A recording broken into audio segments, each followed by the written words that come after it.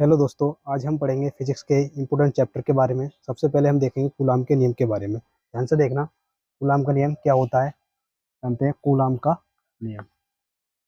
Coulomb का नियम। Coulomb का नियम। कूलाम ने क्या बताया था? कूलाम ने कहा था कि दो आवेश, मान लो, ध्यान से देखना, एक आवेश यहाँ Q1 है, इनके बीच की दूरी कितनी है, R है, और यहाँ पर कितनी रहा है, Q2। दो आवेश है। मान लो ये बिंदु A है और ये बिंदु क्या है, B है, इनके बीच की दूरी क्या है, R है। तो कूलाम ने कहा था कि दो आवेशों के मध्य लगने वाला वैद्युत बल, दो आवेशों के मध्य लगने वाला, दो आवेशों के मध्य लगने लगने वाला वैद्युत बल F दोनों आवेशों के गुणनफल के, दोनों आवेशों के गुणनफल गुणनफल के समानुपाती, के समानुपाती एवं उनके बीच की दूरी के, एवं उनके बीच की दूरी के वर्ग के वर्ग के व्युत्क्रमानुपाती। मैं इसको बता दे रहा हूँ अभी, क्या होता है के व्युत्क्रमानुपाती व्युत्क्रमानुपाती होता है, ऐसा कूलाम ने कहा था। ध्यान से देखो, बात करते हैं। मान लो यहाँ पर आवेश कितना था, Q1, और यहाँ पर आवेश कितना है, Q2 है। इनकी बीच की दूरी कितनी है, R है। मान लो ये बिंदु A है, ये बिंदु क्या है, B है। तो अगर इसको देखना चाहें तो उस पर लगने वाला वैद्युत बल F दोनों आवेशों के गुणनफल यानी Q1 और Q2 के समानुपाती, जिसे हम समीकरण 1 कह दे रहे हैं, एवं इनके बीच की दूरी के वर्ग के व्युत्क्रमानुपाती। वर्ग कर दिया, उसको व्युत्क्रम कर दिया, ये समीकरण 2 हो गया। अब समीकरण 1 और समीकरण 2 को मिलाने का, समीकरण 1 व समीकरण 2 को मिलाने पर, अगर दोनों समीकरणों को हम मिला देंगे तो क्या होगा, ध्यान से देखना।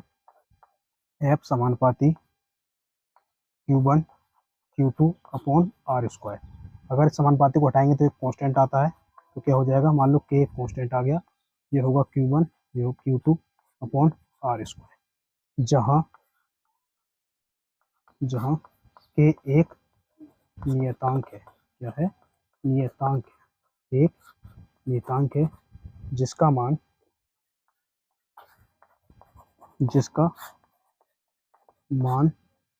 A बराबर 1/4 पाई एप्सिलॉन 0 होता है। इसका मान कितना होता है।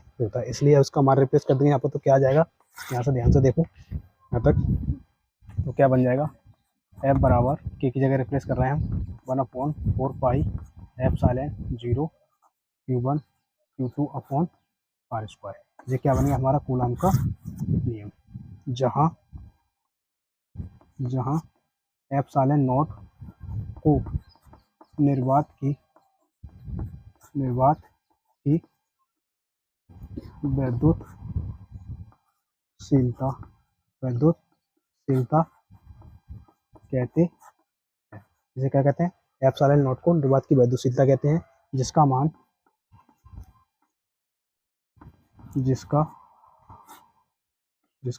मान epsilon naught equal to 8.85 into 10⁻⁻12 होता है।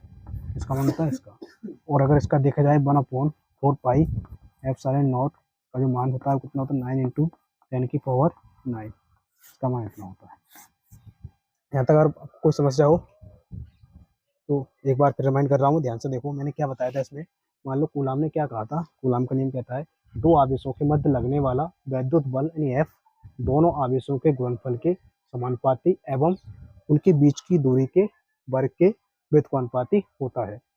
इसको हमने देखा F समानुपाती Q1 Q2 समीकरण 1 कह दिया, और F समानुपाती 1/r², यानी दूरी के वर्ग के व्युत्क्रमानुपाती हो गया। इसको हमने समीकरण 2 कह दिया। समीकरण 1 और समीकरण 2 को हमने मिला दिया। मिलाना या जोड़ना बात एक होती है। मिलाने से क्या बना, F समानुपाती Q1 Q2/r²। अब जब समानुपाती हटाते हैं तो एक कांस्टेंट आता है, हमने उसका नाम दे दिया K। तो F बराबर क्या होगा, K Q1 Q2/r², जहाँ K क्या है, नियतांक है, जिसका मान कितना होता है 1/4πε ये होता है। अगर यहाँ पर रख दिया जाए तो क्या बनेगा, F बराबर 1/4πε Q1 Q2/r²। ये क्या बन गया, कूलाम का नियम। क्या होगा, ये कूलाम का नियम है। ये सूत्र है, देखा जाए किस्म का। तो जहाँ जो एप्सिलॉन है, सो क्या बोलते हैं, एप्सिलॉन नॉट को निर्वात की वैद्युतशीलता कहते हैं, जिसका मान क्या होता है, एप्सिलॉन नॉट बराबर 8.85 इंटू 10⁻⁻12 होता है। और ये आपको दिख रहा है, इसका पूरा मान कितना होता है, 1/4πε का मान होता है 9 इंटू 10⁹ सही है। आप इसका स्क्रीनशॉट लेना चाहें तो ले सकते हैं। अभी हमने देखा था कूलाम का नियम। अब हम देखते हैं आगे जो निर्वात की वैद्युतशीलता थी उसका मात्रक क्या होगा। अगर उसका मात्रक निकालना चाहें तो हम कैसे निकालेंगे, ध्यान से देखना। अभी हमने क्या पढ़ा था, कूलाम का नियम। कूलाम का नियम क्या होता था, F बराबर 1/4πε0 Q1 Q2/r²। यही था ना। हमें क्या निकालना है, जो निर्वात की वैद्युतशीलता है, ये यानी एप्सिलॉन नॉट को क्या कहते थे, एप्सिलॉन नॉट को निर्वात की वैद्युतशीलता, निर्वात की क्या कहते हैं, इसको वैद्युतशीलता, जिसका मान भी बताया था कितना होता है, 8.85 इंटू 10⁻⁻12 इसका मान था। इसका मात्रक क्या होता है, तो मात्रक कैसे निकालेंगे, ध्यान से देखो, कूलाम के नियम से निकालेंगे। F बराबर 1/4πε0 Q1 Q2/r²। अगर एप्सिलॉन नॉट का हमें क्या निकालना है, एप्सिलॉन नॉट का मात्रक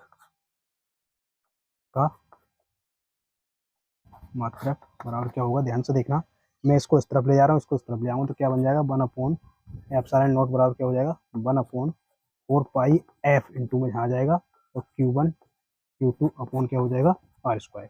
अब देखो, ये तो कांस्टेंट राशि है, इसका कोई मात्रक नहीं होगा। मात्रक में उसका मात्रक देते हैं कूलाम का। अब इसका मात्रक क्या होता है, कूलाम। तो कूलाम और कूलाम 2 बार हो जाएगा, कूलाम इंटू कूलाम, ये 2 बार आ जाए, क्योंकि कूलाम 2 बार है। नीचे क्या है, एफ क्या है, बल का मात्रक क्या होता है, न्यूटन। ये न्यूटन हो जाएगा इंटू में, ये क्या है, दूरी का मात्रक क्या होता है, मीटर, इसलिए क्या हो जाएगा, मीटर। और कितने मीटर है, 2, तो मीटर स्क्वायर। इस तरह से आपको देखने को मिलेगा कूलाम स्क्वायर, दोनों को मिला देंगे तो क्या हो जाएगा, कूलाम स्क्वायर प्रति न्यूटन प्रति न्यूटन इंटू मीटर स्क्वायर। ये किसका मात्रक बन जाएगा, ये बन जाएगा एप्सिलॉन नॉट की मात्रक। इसको शॉर्ट में लिखना चाहें तो कैसे लिख सकते हैं, कूलाम को हम सी से लिख देंगे। कूलाम को से लिखेंगे, सी से, तो सी का स्क्वायर, और न्यूटन को हम एन से लिख देंगे इंटू में, मीटर को हम एम से लिख देंगे, तो मीटर स्क्वायर। इसको शॉर्ट में हम ऐसे ही लिख सकते हैं। काश इसके हम विमा निकालना चाहें तो विमा कैसे निकालेंगे, ध्यान से देखो। एप्सिलॉन नॉट की विमा बहुत इंपॉर्टेंट है, ये एप्सिलॉन नॉट की विमा, ध्यान से देखना। एप्सिलॉन नॉट की विमा क्या होती है, देखो, सबसे पहले हम किसकी विमा निकालेंगे, कूलाम। कूलाम क्या है, क्यू बराबर एक चीज पड़ी होती है, क्यू बराबर आई टी। तो यहाँ से क्या है, क्यू की विमा होगी एक ही में ए इंटू टी। तो इस तरह से आवेश की विमा हो जाएगी, आवेश की विमा हो जाएगी आपके, हमने क्यू बराबर क्या लगाया था मैंने, आई टी। इससे हमने आवेश की विमा क्या थी, ए इंटू टी। ये हमारी किसकी होगा, आवेश की। और बल की विमा क्या होती है, बल की विमा, एफ बराबर क्या होता है, एम ए। तो एम की विमा एम, और इसका एल टी -2 ये हो जाएगा। अब किसकी विमा निकालेंगे हम, दूरी यानी मीटर। दूरी की विमा क्या होगी, दूरी क्या है, आर, तो आर की विमा क्या होगी, मीटर। मीटर की विमा क्या होती है, एल। इस तरह से आप सबको मिला के देखेंगे तो एप्सिलॉन नॉट की विमा बराबर क्या हो जाएगा, बल कूलाम स्क्वायर है, तो कूलाम मतलब ए टी का स्क्वायर कर देंगे, और नीचे देखने को मिलेगा आपको क्या, बल की विमा एम एल टी -2 इंटू में क्या है, एल स्क्वायर। जी आ गया, सही है। यहाँ तो कोई समस्या आपको नहीं है। अब देखते हैं, ए टी मतलब ए स्क्वायर इंटू में टी स्क्वायर, नीचे देखो क्या है, एम एम एल की घात कितना हो जाएगा, 1 और 2 3 हो जाएंगे, और टी कितना हो जाएगा -2। इस तरह से सबको ऊपर ले जाएंगे तो क्या हो जाएगा, एम की घात -1, एल की घात कितनी हो जाएगी -3, और टी की घात कितनी हो जाएगी माइनस माइनस ऊपर जाए प्लस का 4 हो जाएगी, ए की घात 2। ये किसकी विमा हो जाएगी, एप्सिलॉन नॉट की विमा हो जाएगा। इसी को कहते हैं बेमियर सूत्र। क्या कहते हैं हम इसको, बेमियर सूत्र। तो हम आगे देखते हैं। अगर इसका आप इसकी अगर आप इसका स्क्रीनशॉट लेना चाहें तो ले सकते हैं। तो आगे देखो, हम पढ़ेंगे बिंदु आवेश के कारण विद्युत क्षेत्र की तीव्रता। मैं इसको रफ कर देता हूँ। हम क्या देखेंगे, बिंदु आवेश के कारण विद्युत क्षेत्र की तीव्रता क्या देखेंगे हम, बिंदु आवेश के कारण विद्युत क्षेत्र की तीव्रता। ध्यान से देखो क्या होती है ये, बिंदु आवेश के कारण विद्युत क्षेत्र की तीव्रता। बिंदु आवेश के कारण विद्युत क्षेत्र की तीव्रता, इसके लिए व्यंजक कहें तो ध्यान से देखो, ये इंपॉर्टेंट है। मान लो किसी परीक्षण आवेश को, मान लो कोई परीक्षण आवेश है यहाँ पर Q0, उसको किसी बिंदु तक लाने में उस पर लगने वाला वैद्युत बल एवं परीक्षण आवेश के अनुपात को उस बिंदु पर क्या कहते हैं, विद्युत क्षेत्र की तीव्रता कहते हैं। अगर इसकी परिभाषा बनाए तो कैसे बनेगी, आंसर देखो, E बराबर F/Q0। Q0 ये इसका फॉर्मूला होता है। ध्यान से देखो, इसकी परिभाषा कैसे बनाएंगे हम, किसी परीक्षण आवेश पर लगने वाला बल, किसी परीक्षण आवेश पर, यानी किसी परीक्षण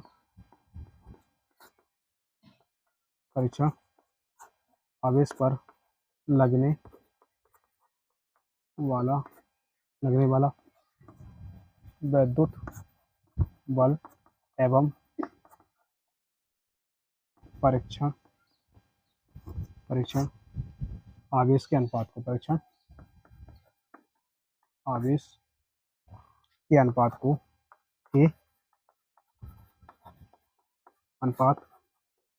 को विद्युत क्षेत्र की तीव्रता कहते हैं। विद्युत क्षेत्र की तीव्रता कहते हैं। क्या कहते हैं, विद्युत क्षेत्र की तीव्रता कहते हैं। ध्यान से देखना क्या होती है। देखो अभी ये फॉर्मूला था, इसी से हमने परिभाषा बनाई।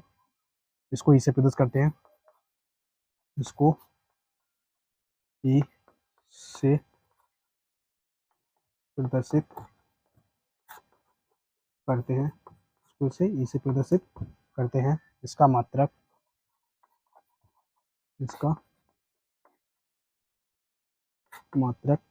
न्यूटन प्रति कूलाम होता है। न्यूटन प्रति कूलाम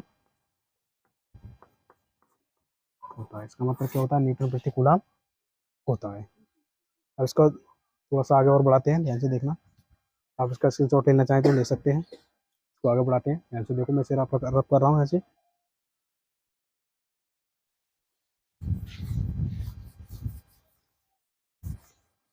अभी आपने देखा विद्युत क्षेत्र की, बिंदु आवेश के कारण विद्युत क्षेत्र तीव्रता, तो ये बराबर कितना आया था, F/Q0, ये था। अभी ध्यान से देखना। अगर मान लो ये दो बिंदु हैं, यहाँ पर क्या है, कोई बिंदु ए है, जहाँ बिंदु क्या है, कोई बी है। यहाँ पर आवेश कितना है Q0, तो इस पर आवेश कितना है Q, बिंदु के बीच की दूरी कितनी है, R है। तो इस पर लगने वाला विद्युत बल क्या है, F है। इस पर लगने वाला विद्युत बल क्या है, F है। तो कूलाम के नियम से, कूलाम के नियम से F बराबर 1/4πε0 Q0/R²। इसे हम समीकरण 1 कह दे रहे हैं। अब ध्यान से देखो, विद्युत क्षेत्र तीव्रता E बराबर F/Q0। F का मान समीकरण 1 से रखने का मान समीकरण 1 से रखने पर क्या हो जाएगा, E बराबर F का मान कितना है, 1/4πε0 Q0/R² अपॉन में क्या है, Q0। तो इसको ध्यान से देखो, हम यहाँ देख सकते हैं क्या आया हमारा, E बराबर 1/4πε0 Q0 Q/Q0 इंटू में R²। क्यू जीरो से क्यू जीरो कट जाएगा, क्यू जीरो से क्यू जीरो कट जाएगा, क्या बनेगा, ये बराबर आपके सामने ध्यान से देखना क्या बनेगा, 1/4 पाई एप्सिलॉन जीरो और क्यू अपॉन आर स्क्वायर। ये क्या बन गया आपके बिंदु आवेश के कारण विद्युत क्षेत्र की तीव्रता, इसके कारण बिंदु आवेश के कारण विद्युत क्षेत्र की तीव्रता। आप इसका स्क्रीनशॉट लेना चाहें तो ले सकते हैं स्क्रीनशॉट। जब तक मैं कहा है ना तो बात अब हम देखेंगे वैद्युत द्विध्रुव। वैद्युत द्विध्रुव क्या होता है, ध्यान से देखना। वैद्युत द्विध्रुव, वैद्युत द्विध्रुव ये क्या होता है, मान लो कि आपके सामने बिंदु ए है, या आपके सामने क्या है, बी है, इनके बीच की दूरी कितनी है, 2l। तो मान लो इस पर आवेश कितना है, q, इस पर कितना है, -q। दो समान एवं विपरीत आवेश इनके बीच की अल्पतम दूरी हो तो इन दोनों एक परिणामी आवेश एवं बीच की अल्पतम दूरी के गुणनफल को वैद्युत ध्रुव आघूर्ण कहते हैं। क्या कहते हैं, वैद्युत द्विध्रुव कहते हैं इसको। वैद्युत, इसने कहा को वैद्युत ध्रुव कहते हैं, इसीलिए बनता है वैद्युत द्विध्रुव आघूर्ण। क्या बनता है, वैद्युत द्विध्रुव आघूर्ण। ध्यान से देखना, वैद्युत ध्रुव को हम आगे देख सकते हैं ध्यान से। तो क्या बन जाएगा जी, अगर मान लो परिणामी आवेश, परिणामी आवेश, परिणामी आवेश, मान लो परिणामी आवेश, इसे मिटाना एक बार, थोड़ा व्यवस्था बिगड़ गई, बंद कर दो। हेलो दोस्तों, आज हम जानेंगे वैद्युत द्विध्रुव के कारण वैद्युत क्षेत्र की तीव्रता। ध्यान से देखना, बहुत ही इंपॉर्टेंट चैप्टर है, ये टॉपिक है, इसमें पेपर में पूछा ही जाता है। वैद्युत द्विध्रुव के कारण, यानी वैद्युत द्विध्रुव के कारण, वैद्युत द्विध्रुव के कारण वैद्युत क्षेत्र की तीव्रता। वैद्युत द्विध्रुव के कारण वैद्युत क्षेत्र की तीव्रता। तीव्रता के लिए व्यंजक कहो या तीव्रता कहो, इसकी दो स्थितियां होती हैं, ध्यान से देखना, बहुत ही इंपॉर्टेंट है। एक तो होती है इसकी अक्षीय स्थिति, कौन सी होती है, अक्षीय, अक्षीय स्थिति, और एक होती है इसकी निरक्षीय स्थिति। कौन सी, निरक्षीय स्थिति। एक इसकी अक्षीय स्थिति, एक स्थिति इसकी निरक्षीय। तो सबसे पहले हम देखेंगे इसकी अक्षीय स्थिति।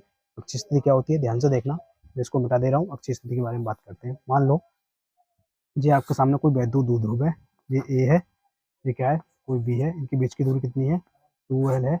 यहाँ से कोई मिड पॉइंट है ओ, ओ से 8 दूरी पे कोई बिंदु पी है, 4 दूरी पे कोई बिंदु क्या है, पी है, और जिस पर हमें क्या निकालनी है, वैद्युत क्षेत्र की तीव्रता ज्ञात करनी है। तो अक्षीय स्थिति में बात कर रहे हैं, तो मान लो ए बी कोई वैद्युत द्विध्रुव है, इसके बीच की अल्पतम दूरी कितनी है, 2l है, और इसका यानी ए बी का मध्य बिंदु ओ है, ओ से 8 दूरी पर कोई बिंदु पी है, जिस पर हमें क्या निकालनी है, वैद्युत क्षेत्र की तीव्रता ज्ञात करनी है। तो ध्यान से देखना, मान लो ए बी कोई वैद्युत ध्रुव सही है, तो यहाँ से अगर यहाँ तक की दूरी देखी जाए तो ये कितनी हो जाएगी, एल जी हो जाएगी, और ये कितनी हो जाएगी, एल जी हो जाएगी, सही है। अगर मैं यहाँ से यहाँ तक की दूरी नापूँ, यहाँ से, तो आर माइनस एल हो जाएगी, यहाँ से यहाँ तक की दूरी, और यहाँ से यहाँ तक की दूरी नापूँ तो कितनी हो जाएगी, आर प्लस एल हो जाएगी, यहाँ से यहाँ तक की दूरी, सही है। और मान लो यहाँ पर आवेश कितना है, क्यू प्लस आवेश, यहाँ कितना है, क्यू माइनस आवेश। ध्यान से देखना, तो हम, ये आपके सामने प्लस आवेश, ये आपके सामने माइनस आवेश, सही है। यहाँ से 8 दूरी पर कोई बिंदु है। अब देखते हैं, देखो बात करेंगे प्लस क्यू आवेश के कारण, प्लस क्यू आवेश, आवेश के कारण बिंदु पी पर वैद्युत क्षेत्र की तीव्रता मान लिया हमने E1 है, कितनी है, E1 है। तो E1 बराबर कितना हो जाएगा, E1 बराबर हो जाएगा 1/4 पाई एप्सिलॉन जीरो हो जाएगा Q upon R square. Q upon कितना हो जाएगा, आर स्क्वायर। ये हमारी किसके कारण है, विद्युत क्षेत्र तीव्रता प्लस आवेश के कारण, लेकिन दूरी कितनी है, आर। तो जहाँ से यहाँ तक की बात करें तो कितनी दूरी कितनी है, आर प्लस एल। इसकी जगह क्या कर देंगे, आर प्लस एल, तो आर प्लस एल का होल स्क्वायर हो जाएगा, ये हो जाएगा समीकरण 1। अब ध्यान से देखना, अब बात करेंगे माइनस क्यू आवेश के कारण, आवेश कारण बिंदु बिंदु P पर वैद्युत क्षेत्र तीव्रता, बिंदु P पर वैद्युत क्षेत्र की तीव्रता कितनी है, E2, कितनी है E2, इसलिए E2 बराबर कितना हो जाएगा, इसलिए E2 बराबर 1/4 पाई एप्सिलॉन 0 Q अपॉन, यहाँ की दूरी कितनी हो जाएगी, देखो माइनस के कारण है तो दूरी यहाँ से यहाँ तक की दूरी कितनी थी, L थी, ये यहाँ तक दूरी L थी, ये भी देख लो ऊपर, तो यहाँ से यहाँ तक की दूरी नापी जाएगी तो कितनी हो जाएगी, R माइनस L कितनी हो जाएगी, क्योंकि देखो R यहाँ तक की है, तो यहाँ से L माइनस कर दिया तो पूरी R बच जाएगी ये वाली, ये दूरी तो कितनी हो जाएगी, R माइनस L का होल स्क्वायर हो जाएगा समीकरण 2। अब ध्यान से देखना, अब बात करेंगे हम, देखो जी क्या है E1 और जी क्या है हमारा E2, अगर इनकी परिणामी तीव्रता देखी जाए तो क्या होगी, परिणामी तीव्रता बिंदु P पर परिणामी तीव्रता P बराबर E1 डिफरेंस E2, तीव्रता कितनी हो जाएगी, E1 डिफरेंस E2 हो जाएगी, सही है। मतलब किसी को आपको समस्या हो तो कर सकते हैं। अब बात करते हैं, ध्यान से देखो, अब E1 E2, इसमें E1 बड़ा है E2 बड़ा है, देखो जिस भिन्न का अंश सेम है, देखो दोनों भिन्न का अंश सेम है, लेकिन इसका R प्लस L हो रहा है इसमें, और इसमें R माइनस L होता है, इसका हर छोटा है तो जिसका हर बड़ा है, जिस भिन्न का हर छोटा होता है तो भिन्न बड़ी होती है, तो ध्यान से देखना इसमें E2 बड़ा है, इसलिए परिणामी तीव्रता क्या हो जाएगी, E1 परिणामी तीव्रता E बराबर कौन सा बड़ा है, E2 माइनस E1, ये हो जाएगा इसमें, सही है। तो हम इसका मान रखेंगे कितना आ जाएगा, E बराबर E1 कितना है 1/4 pi epsilon 0 Q upon R minus L का होल स्क्वायर माइनस के 1/4 pi epsilon 0 Q upon R plus L का होल स्क्वायर, ये आ जाएगा, सही है। यहाँ पे देखते हैं आगे, E बराबर, इसको पूरा कॉमन ले लेंगे तो कितना आ जाएगा, Q upon 4 pi epsilon common ले लिया, कितना बचेगा 1/R माइनस L का whole square minus 1/R plus L का होल स्क्वायर, ये हो जाएगा। यहाँ तो कोई समस्या आपको नहीं है। बात करते हैं, यहाँ तो कोई इशू नहीं है, तो आगे देखते हैं। तो E बराबर कितना हो जाएगा, Q अपॉन 4 पाई एप्सिलॉन 0, तो इसके साथ इसकी गुणा कर दिया तो कितना हो जाएगा, R प्लस L का whole square minus R minus L का whole square upon R minus L whole square into में R प्लस L का होल स्क्वायर, जी आ जाएगा, तो वो समस्या नहीं है। आप यहाँ तक का स्क्रीनशॉट लेना चाहें तो ले सकते हैं, इससे आगे और देखते हैं, मैं रब करता हूँ। अभी हमने देखा था इसको, एक बार मैं आपको रिमाइंड करा रहा हूँ, ध्यान से देखो, हमने क्या पढ़ा था, वैद्युत द्विध्रुव के कारण वैद्युत क्षेत्र की तीव्रता, इसकी दो स्थितियां बताई थी मैंने आपको, एक अक्षीय थी एक निश्चित थी, हमने निश्चित को मिटा दिया, पर बात कैसी कर रहे हैं हम, अक्षीय स्थिति की। तो हमने क्या देखा था, ध्यान से देखो, मैं चित्र आपको एक बार दोबारा फिर समझा दे रहा हूँ।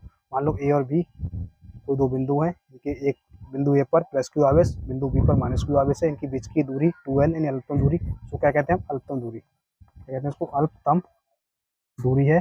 और इसका ए बी का मध्य बिंदु O है, O से 8 दूरी पर कोई बिंदु P है, जिस पर हमें क्या निकालनी है, वैद्युत क्षेत्र की तीव्रता निकालनी थी, सही है। इसमें क्या निकालनी थी, वैद्युत क्षेत्र की तीव्रता निकालनी थी, तो हमने एक प्लस के कारण और माइनस के कारण, तो ध्यान से देखना, प्लस के कारण कितनी दूरी होगी, देखो एल जी है और आर जी है तक, तो कितनी हो जाएगी जी, एल प्लस आर हो जाएगी, और माइनस के कारण आर माइनस एल हो जाएगी। तो हमने यही देखा है, प्लस अब इसके कारण बिंदु P पर वैद्युत क्षेत्र तीव्रता E1 मान ली थी, E1 बराबर कितना 1/4 pi epsilon Q upon R plus L का होल स्क्वायर, मतलब कितनी दूरी बढ़ गई, 100 तक की बात कर रहे हैं, तो L प्लस R का होल स्क्वायर आ गया। फिर माइनस क्यू, अब इसके कारण बिंदु P पर वैद्युत क्षेत्र की तीव्रता E2 मान ली, इसको E2 बराबर कितना आ गया 1/4 pi epsilon Q upon R minus L का होल स्क्वायर, इस समीकरण हमने 2 मान लिया। इसलिए बिंदु P पर परिणामी तीव्रता क्या होगी, E बराबर E1 डिफरेंस E2 हो जाएगी। अभी E1 डिफरेंस E2 का मतलब क्या होता है, अब इसमें ये नहीं पता E1 बड़ा है E2 बड़ा है, इसलिए जो उसमें जो बड़ा होता है उसमें छोटा वाला घट जाता है। इसलिए यहाँ से देखो, जिस भिन्न का हमने क्या बताया था, हर छोटा होता है वो भिन्न बड़ी होती है, इसका देखो हर R माइनस एल यानी छोटा है, इसमें R प्लस हो रहा है तो इसका मतलब ये बड़ा है, और स्क्वायर भी हो रहा है ऊपर से, तो ये छोटा है ये बड़ा है, तो इस तरह से हम कह सकते हैं ये भिन्न कैसी है, बट ये मतलब ये संख्या बड़ी है, यानी संख्या बड़ी है, तो इसमें तरह से पूरा क्या हो जाएगा, E2 बड़ा हो जाएगा और E1 छोटा हो जाएगा, इसलिए डिफरेंस कितना आया हमारा E2 माइनस E1 आ जाएगा। उसको हमने सॉल्व किया है, इसमें से Q अपॉन 4π कॉमन ले लिया, बचा क्या 1 अपॉन R माइनस एल का whole square minus 1 upon R plus L का होल स्क्वायर, इसको हमने इधर क्रॉस मल्टीप्लाई कर दी, ये आ गया। मैं इसको एक बार रफ कर रहा हूँ, आप इसका स्क्रीनशॉट लेना चाहें तो ले सकते हैं। अब ये ध्यान से देखना आगे।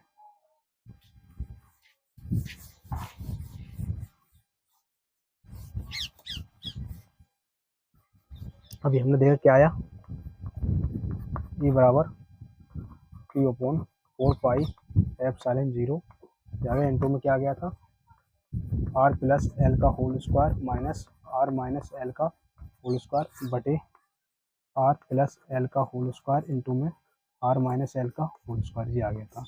ध्यान से देखो, यहाँ से E बराबर कितना हो जाएगा Q अपॉन 4π0 ब्रैकेट में, ये क्या हो जाएगा ए प्लस बी का होल स्क्वायर आपने पढ़ा है क्या होता है, उसके बारे में ध्यान लिख दे रहा हूँ मैं।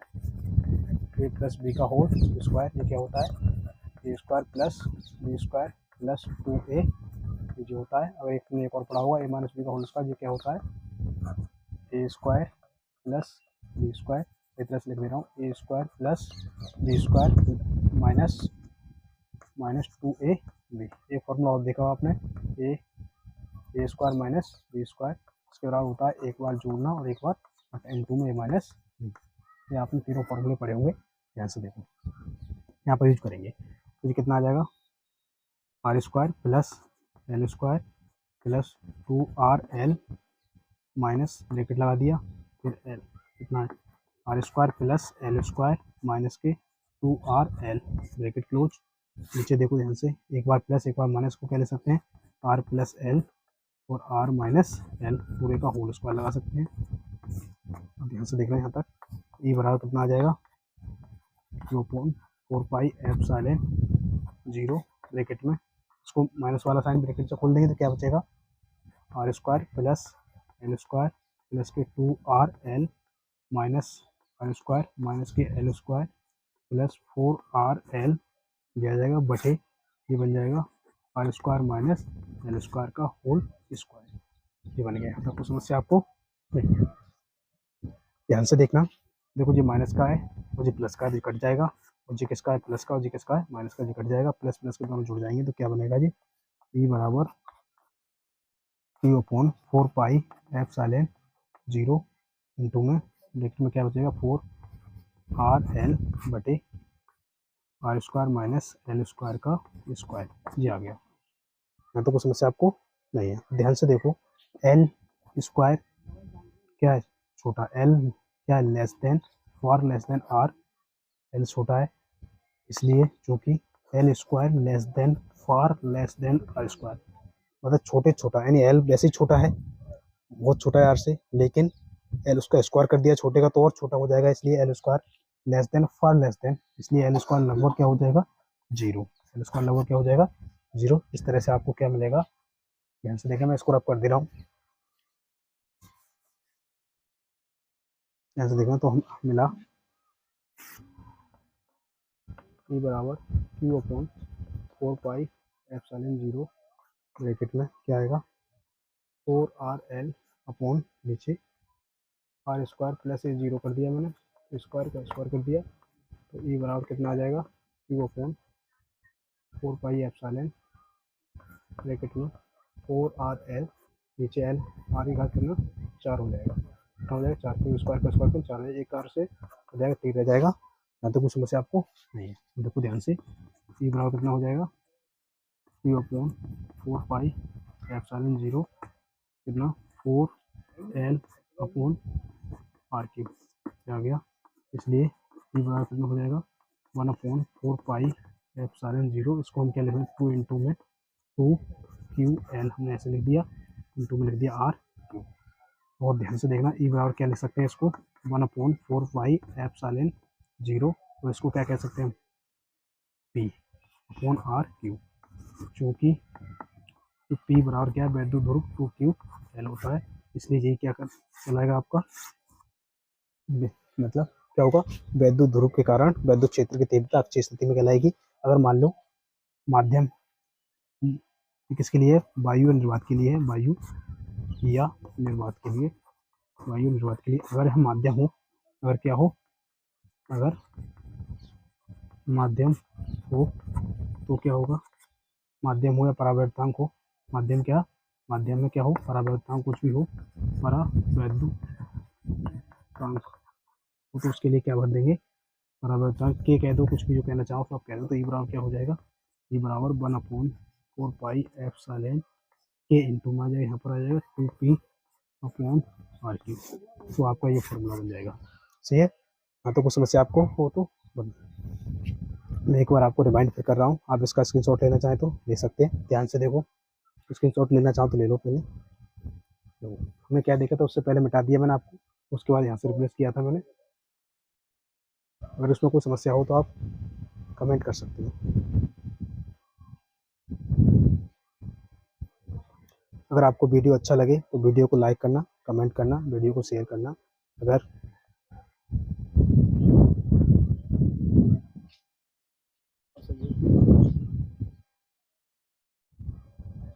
हेलो दोस्तों, आज हम जानेंगे वैद्युत द्विध्रुव के कारण वैद्युत क्षेत्र की तीव्रता। हमने पिछले वीडियो में देखा था अक्षीय स्थिति, आज हम देखेंगे निरक्षीय स्थिति। बहुत ही इंपॉर्टेंट टॉपिक है ये, ध्यान से देखना वीडियो को। अगर कहीं समझ में ना आए तो आप वीडियो को पॉज कर सकते हैं, ध्यान से देखना। मैं स्टार्ट करता हूँ। अक्षीय स्थिति पहले हमने पढ़ी थी, इसकी कौन सी स्थिति पढ़ी थी, अक्षीय स्थिति, अक्षीय। आज हम जानेंगे कौन सी, निरक्षीय स्थिति। निरक्षीय स्थिति ध्यान से देखना, बहुत ही इंपॉर्टेंट है। निरक्षीय स्थिति क्या होती है, मान लो ये आपके सामने वैद्युत द्विध्रुव है, यहाँ पर कितना है प्लस क्यू आवेश, यहाँ पर क्या है माइनस क्यू आवेश। इनके बीच की दूरी कितनी है 2l, अल्पतम दूरी है। मान लो जी बिंदु क्या है ए है, ये बिंदु क्या है बी है। इसके मध्य बिंदु से r दूरी पर, मध्य बिंदु से r दूरी पर कोई बिंदु क्या है पी है। कितनी दूरी पर, r दूरी पर कोई बिंदु क्या है पी है, जिस पर हमें क्या निकालनी है, वैद्युत क्षेत्रीय तीव्रता ज्ञात करनी है। तो ध्यान से देखना, यहाँ तक की दूरी कितनी होगी l, यहाँ तक की दूरी कितनी होगी ये भी l। अगर इसको हम मिला दें तो ये दूरी कितनी आ जाएगी, ध्यान से देखना। ये दूरी कितनी, इसको भी हम इससे मिला दें, ध्यान से देखो। अगर हम ये इस पर लंब होता है तो अगर हम यहाँ से बिंदु, इसका नाम मैंने ओ दे दिया, तो सोचो अगर ये हम समकोण त्रिभुज बन रही है, कौन सी, समकोण त्रिभुज ए ओ पी में अगर पाइथागोरस प्रमेय लगा दें, मैं क्या लगा दें, पाइथागोरस प्रमेय, पाइथागोरस प्रमेय लगाएं तो क्या होगा, पाइथागोरस प्रमेय क्या कहती है, सबसे बड़ी भुजा का वर्ग बराबर होता है शेष दोनों भुजाओं के वर्ग के योग के बराबर। सबसे बड़ी भुजा कौन सी है इसमें, कर्ण के सामने यानी ए पी, तो ए पी का वर्ग बराबर होगा किसका, ए ओ का वर्ग प्लस ओ पी का वर्ग। ध्यान से देखना, ए पी कितना है निकालना है हमको, ए पी का वर्ग, और ओ आर कितना है, ओ आर एल, तो एल का स्क्वायर प्लस ओ पी कितना है आर, तो आर का स्क्वायर। इस तरह से आप देखोगे जो आपका ए पी है कितना अंडर रूट के अंदर कितना आ जाएगा, L square plus R square. ये आपका क्या आ गया ए पी। इस तरह से आप लिखना चाहें हम यहाँ पर लिख सकते हैं L square plus R square, ये आ गया।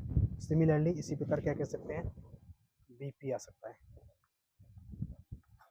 इसी प्रकार पी बी बराबर कितना हो जाएगा, पी बराबर अंडर रूट के अंदर L square plus R square, same यही आ जाएगा। इसको हम लिखना चाहें लिख सकते हैं L square plus R square. यहाँ तो कुछ समस्या आपको नहीं है। आगे देखो, अब बात करेंगे इसके कारण प्लस का यानी प्लस क्यू आवेश के कारण बिंदु पी पर वैद्युत क्षेत्र की तीव्रता। ध्यान से देखना, प्लस क्यू आवेश के कारण पी पर वैद्युत क्षेत्र की तीव्रता कितनी है E1, कितनी मान लिया हमने E1, इसलिए E1 बराबर कितना होगा 1/4 पाई Q अपॉन अंडर रूट के अंदर आर स्क्वायर होता है, तो आर की जगह क्या आएगा यहाँ पर एल स्क्वायर प्लस, थोड़ा बड़ा लिखते हैं L square plus R square का स्क्वायर। थोड़ा सा आगे बढ़ा दें, ये छोड़ दो, ये समीकरण हमने कह दिया। और अब बात करेंगे माइनस क्यू आवेश के कारण बिंदु P पर विद्युत क्षेत्र की तीव्रता, तो ये क्या है हमारी, ये ई, ध्यान से देखो, ये ई टू। देखो अभी हमने किसके प्लस के कारण देखा था बिंदु P पर, अब किसके माइनस के कारण, तो कितनी होगी ई टू बराबर 1/4 एप्सिलॉन 0 क्यू अपॉन अंडर के अंदर L square plus R square का होल स्क्वायर। ये समीकरण हमने दिया। समीकरण 1 और समीकरण 2 आपस में कैसे हैं, बराबर है, कह सकते हैं समीकरण 1 व समीकरण 2 से P1 बराबर है किसके, P2 के, आपस में बराबर है। अब ध्यान से देखना, यहाँ तक आपको समस्या हो बताएं। अब एक चीज देखो ध्यान से, जो वैद्युत क्षेत्र की तीव्रता होती है, तीव्रता की दिशा होती है, वो प्लस आवेश के कारण दूर की ओर, माइनस आवेश के कारण पास की होती है। प्लस आवेश के कारण दूर की ओर, माइनस आवेश के कारण पास की ओर। तो देखते हैं, प्लस आवेश जी हमारी क्या है, प्लस आवेश है, उसके कारण दिशा कैसी होगी इसकी, इधर जा रही होगी, ये कौन सी होगी हमारी E1, और इसके कारण कैसी होगी पास की ओर, यानी इधर E1 आ रहा होगा हमारा E1। तो इसके हम करेंगे कंपोनेंट, इसे क्या करेंगे, इसको मिटा दे रहा हूँ मैं। तो इसका एक क्षेत्रीय घटक हो जाएगा, इस तरफ जाएगा, और एक इसका वर्टिकल नीचे आएगा। ध्यान से देखो, नीचे आएगा कौन सा होगा, E1 cos थीटा, और ये कितना हो जाएगा नीचे वाला E1 sin थीटा, कितना हो जाएगा E1 sin थीटा। अब इसके घटक करेंगे, ध्यान से देखना, एक घटक उसका ऊपर जाएगा, तो ये कितना हो जाएगा, इसको इस तरफ ले दे रहा हूँ, E2 sin थीटा, इधर आएगा एक घटक इसका E2 cos थीटा, कितना E2 cos थीटा। अब ध्यान से देखना, इसका जो E1 है, E1 sin थीटा, यानी चूंकि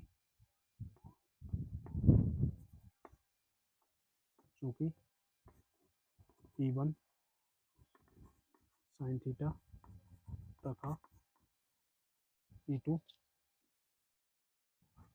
sin थीटा विपरीत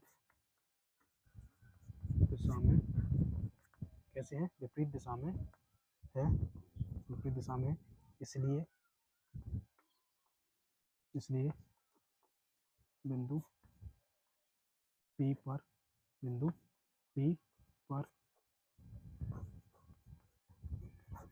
परिणामी तीव्रता क्या होगी, शून्य होगी। परिणामी तीव्रता क्या हो जाएगी, शून्य होगी। परिणामी तीव्रता क्या होगी, शून्य होगी। इसलिए परिणामी तीव्रता क्या हो जाएगी, बिंदु P पर परिणामी तीव्रता कौन सी, मतलब शून्य हो जाएगी। ध्यान से देखो, एक बार फिर रिमाइंड कर रहा हूँ मैं, हमने कौन सी स्थिति देखा है इसमें, जो अच्छी स्थिति, तो हमने देखा था बिंदु ए और बी, दो बिंदु, मान लो बिंदु ए पर प्लस क्यू आवेश है, बिंदु बी पर माइनस क्यू आवेश है, इनके बीच की दूरी दूरी कितनी है, 2L है। मान लो ए बी का मध्य बिंदु O है, O से 8 दूरी पर कोई बिंदु P है, इस पर हमें क्या निकालनी है, वैद्युत क्षेत्र की तीव्रता निकालनी है। तो माइनस आवेश के कारण दिशा इसकी पास की होती है वैद्युत क्षेत्र तीव्रता की, और प्लस के कारण दूर की ओर, तो ये जाएगा इधर और ये जाएगा इधर, सही है। तो हमने इसके दो कंपोनेंट कर ले, इसका E1 sin थीटा और E2 sin cos theta, sorry sin theta, एक तो ऊपर गया एक नीचे गया, दोनों E1 और E2 आपस में कैसे हैं, बराबर है, इसलिए इनकी परिणामी तीव्रता क्या हो जाएगी, शून्य हो जाएगी। अब इनकी परिणामी तीव्रता अगर E1 cos थीटा और E2 cos थीटा सेम दिशा में, समान दिशा में, इसलिए परिणामी तीव्रता क्या होगी, एक दिशा में होगी। इसलिए आप इसका स्क्रीनशॉट लेना चाहें तो ले सकते हैं, मैं इसको रख कर रहा हूँ, ध्यान से देखो, स्क्रीनशॉट ले लो।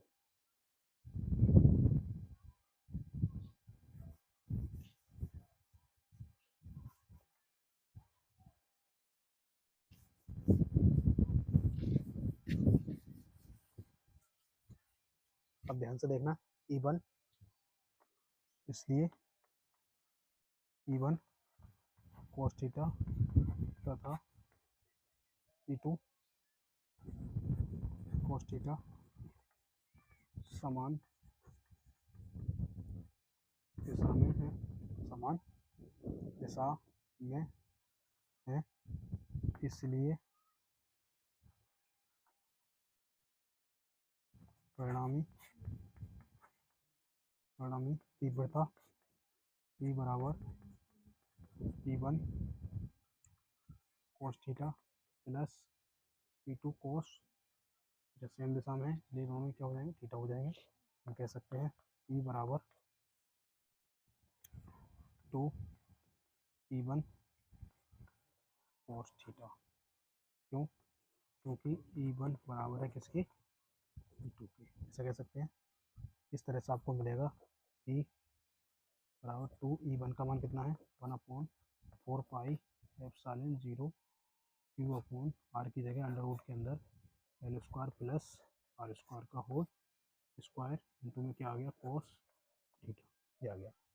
अब ध्यान से देखना, मैं इसको यूज कर रहा हूँ, क्या आएगा P बराबर 1/4 pi epsilon 0 Q upon under root के अंदर L square plus R square का अंडर हट जाएगा इंटू में कोस थीटा।